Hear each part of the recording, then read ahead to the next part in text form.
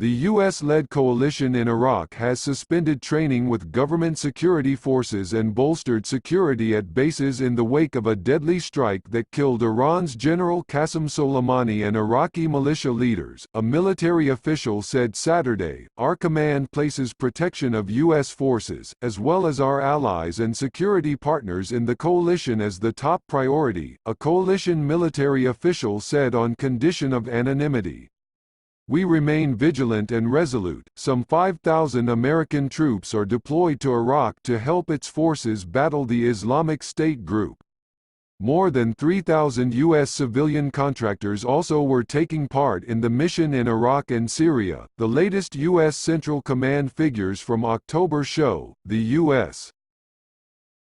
led coalition also includes a few thousand troops from NATO allies and others working to build up the Iraqi forces. NATO's mission is continuing, but training activities are currently suspended, acting NATO spokesman Dylan White said in a statement Saturday. The alliance is closely monitoring the situation, White said, and is in regular contact with U.S. officials. The increased defensive measures come as the Associated Press reported that thousands of mourners chanting "America is the Great Satan" marched in a funeral procession through Baghdad on Saturday for Soleimani, commander of Iran's elite Quds force, and Iran-backed Iraqi militia fighters killed in a U.S. airstrike early Friday, the second U.S.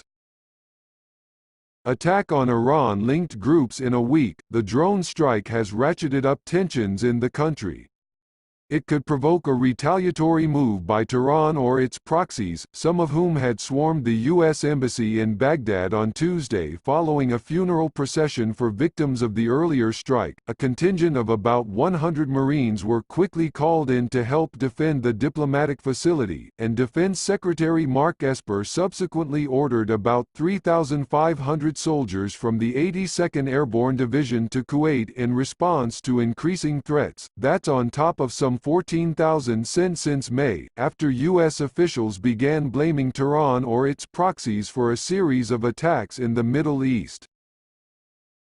In recent days, the Army has put elements of the 173rd Airborne Brigade on alert in Vicenza, Italy, unnamed defense officials told ABC News and other media outlets. The unit was monitoring the situation carefully, said brigade spokesman Maj. Chris Bradley, who did not confirm its alert status and declined to discuss future operations. As always, we stand ready and prepared to support any contingency should we be called upon, he said Friday. Meanwhile, an exercise with Morocco including the 26th Marine Expeditionary Unit has been cancelled, U.S. Africa Command said Saturday. The contingent of 4,500 sailors and Marines aboard the USS Baton is instead moving closer to the Middle East, an unnamed defense official told USNI News on Friday.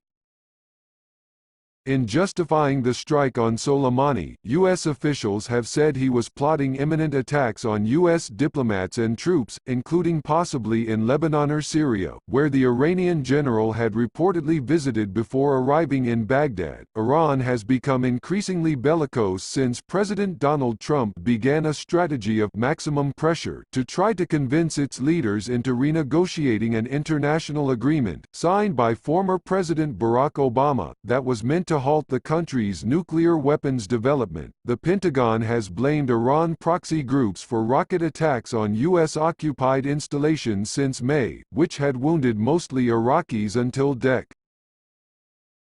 27, when a barrage of rockets at a coalition base in Kirkuk killed an American contractor and wounded 4 U.S. troops. The U.S. responded with airstrikes that killed about 24 Shiite militia members.